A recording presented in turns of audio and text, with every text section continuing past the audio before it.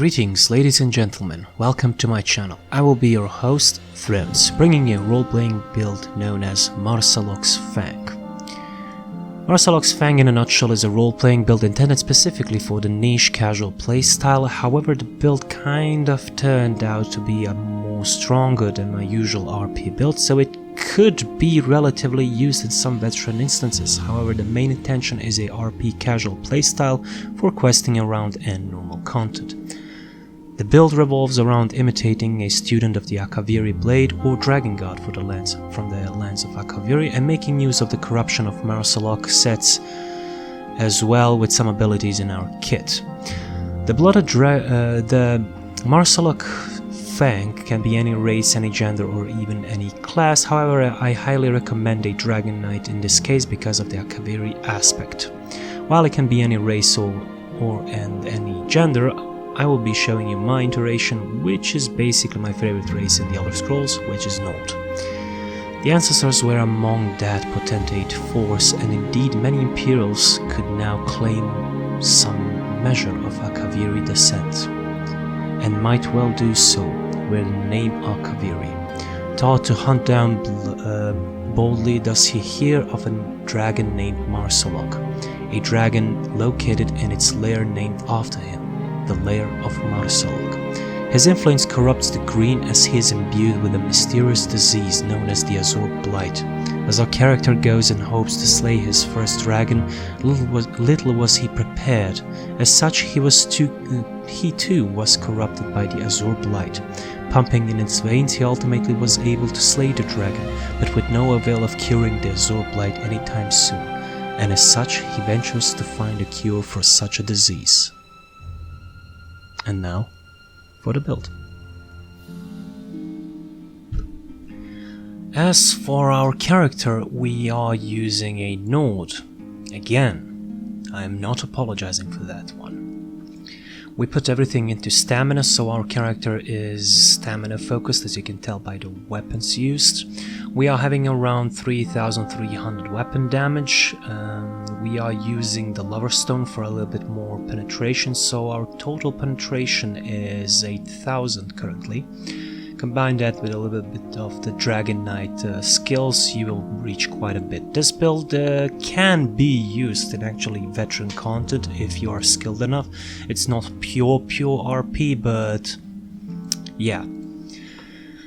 We are using Dubious Comorian Throne for the buff food, and that's basically it. Now for the skills. For the front bar, we are using Blood Craze. The reason being, it is a DOT. We need a lot of those on this build, trust me. You can already tell by the shoulder piece what we are going to use and by the theme itself. But yeah, second one, Venomous Claw. It's a Dragonknight ability. It deals a lot of poison damage over time and poison damage by the impact. It also deals 20% more damage every 2 seconds, and yeah, they're affected by the poison status, which is another nice thing about this build. Third ability, Noxious Breath, dealing more poison damage over 14 seconds and applying major breach. Combine that with the 8000 penetration we are having, and we're already around 14,000 penetration. Fourth ability, we're using Deadly Cloak. I have no idea what I'm using, it's just nice to have here. You can slot on whatever the heck you want, honestly. Fifth ability, Echoing Vigor. I'm using this one because I like to fake heal, and healing my allies over time around me is a nice addition when I'm fake healing. Disclaimer, I only fake heal in normal dungeons. For our ultimate, we are using Take Flight, dealing 16,000 physical damage. It's a cheap ultimate, combined with the, what it's called, the passive. Let me find it. Apologies on my, oh yeah, Battle Roar. When you cast an ultimate ability, you restore health, magicka and stamina. So it gives us a little bit of resources here and there. For our second bar, we are using Unrelenting Grip. This one is purely subjective and RP in this case, because if you're going against a ad or a mini boss with 1 health bar, you can cast this indefinitely, because we are going with the Unrelenting Grip morph, which if the target cannot be pulled, you restore 100% of the ability cost as Magicka, so you can just spam this whenever, no matter how many times. That's the only reason why I'm using. If you want to go a little bit more end game, I don't know, play around, maybe consuming trap for a little bit more resources if you're struggling, and it will deal more physical damage over time, so even more damage over time if you want to. For our second ability, we're using Barb Trap, a lot of bleed damage over time, and applying Minor Force, increasing your critical damage by 10% for the duration, which is 18 seconds in this case. Third ability, Carve, more bleed, AoE, and a shield. Really not much to say there. Violate Armor, just spikes around, damaging over time. Another nice addition, gives you a lot of resistance so you don't die. I'm using Rally for a couple of reasons here. One is to get the Major Brutality, increasing your weapon damage by 20%, and the Stamina Recovery by 15%. Also, it heals quite a bit, so it is basically a burst heal if you ever go with the oh crap situations. It can get very nice. Also, the second weapon I'm going to use is tied to this one. For ultimate, I'm using Standard of Might, which is a very beautiful ultimate for any Dragonknight, whether PVE, sometimes even PvP I saw some people do. Increasing damage done by 15% and reduces damage taken by 15%, so you can't go wrong with this one. Plus it deals more damage over time, which is a little bit on the nice side when it comes to Dragonknights. For our gear, we are using Maarseloks. Just a second, yeah. We are using Maarseloks. This one is our main set we're going to use. It reflects the whole theme. And it is a very beautiful set. When you deal damage with a melee heavy attack, you spew a cone of corruption, dealing 5,000 to 6,000 disease damage to enemies over 4 seconds. The damage is increased by 2% for each negative effect the enemies have. So yeah, you do whatever the heck you want with this description. It also scales off of your weapon damage, which means the damage can go quite a bit with this one. Also, 1 piece stamina piece, always nice. Second set, which is also a reason, the reason why we're going is the Blue Flames, and we are using Azure Blight. Critical chance, stamina recovery, maximum stamina. When you'll deal damage with a damage over time effect, you apply a stack of Blight Seed to your target for 5 seconds. At 20 stacks, the Blight Seed explodes, dealing a lot of disease damage to the target and nearby enemies, scaling off your weapon and spell damage. The enemy can only have 1 instance of Blight Seed at a time. The enemy that has reached 20 stacks cannot be infected by the Blight Seed for 2 seconds, which means basically it goes up, and more up. Honestly, Blue Flames, very beautiful. For a third set, I would actually recommend going with Sunder Flame as a primary one. It deals a lot of flame damage over 10 seconds, which goes very nicely with the Maarseloks monster set either way. And it applies Minor Breach combined with the Major Breach you get from the Noxious Breath. I think it could go very nicely.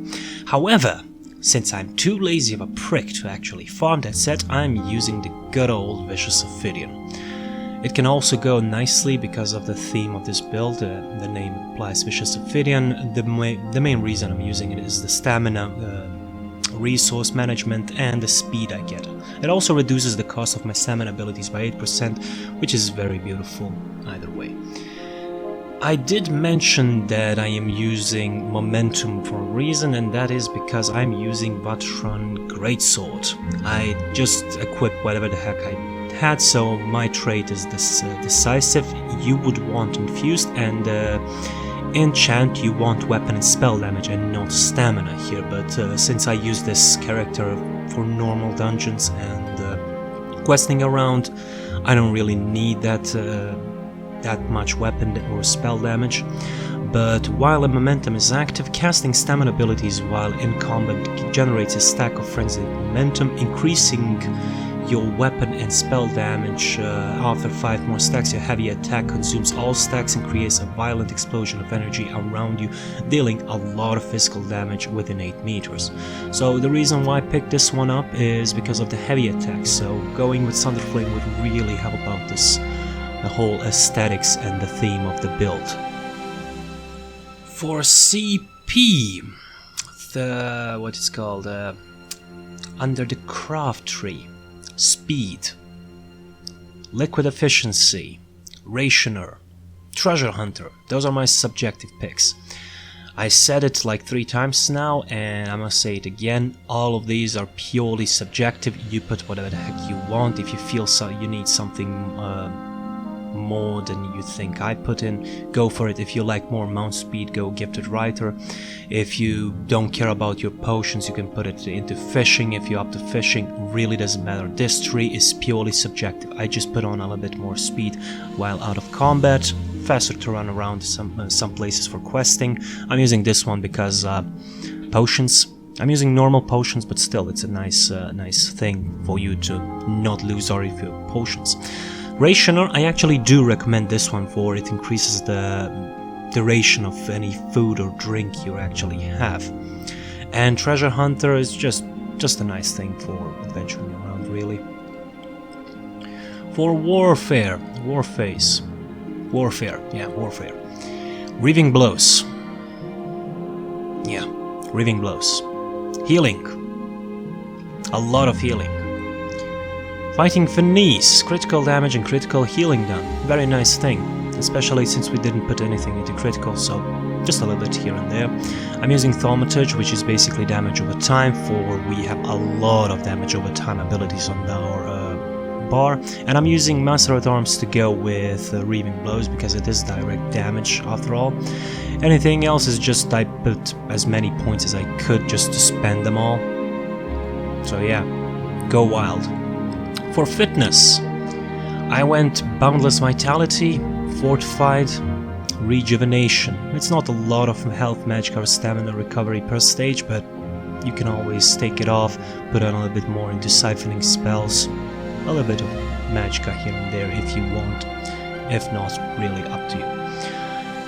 Our main one, Bloody Renewal. This is basically an overkill if you combine it with Vicious Ophidian, because it is a lot of stamina, honestly. But that never stopped me, honestly. Never stopped me.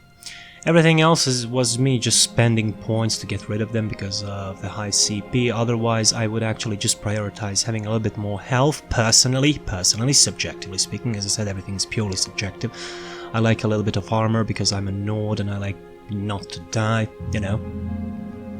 And Bloody Renewal, it's always nice to have a full stamina bar at all times. Every time you kill an enemy, you're full of stamina. Always nice. Everything else, I mean, basically all of it is subjective, so go wild. For fashion, oh boy, I am using Maarseloks shoulder. Yeah, that's the main part we are going to use. Everything else, I'm actually using a Potentate Smiling Viper helmet for that grin on his face, because I like being an edgelord, you know. A Kaviri Potentate is on everything else, basically, except the weapons. For weapons, I actually went with Maarseloks, and another Maarseloks really looks nice. It has a special glow on it. Basically, it looks like this. But I think the season is out, so Maarseloks is no longer available. However, you can get Grundwolf if you don't like it, you know. Up to you, mate. Up to you. Anyways, if you don't have the Aquaviri Potentate, which is quite understandable since it was only available in the Crown Crates, you have a lot of options actually. You can go with the Akaviri style. You can go with normal Akaviri. You can go with the Ancestral Akaviri. You can go with... Where's the top hat? yeah, here it is. Honor Guard. Looks silly if you go with the light helmet, but everything else, I think in the medium one, it looks quite... it looks like Scorpion from Mortal Kombat, actually. Not gonna lie. Anyways, you can go with Honor Guard for all of the pieces if you want to. However, you can also go with... Where is it?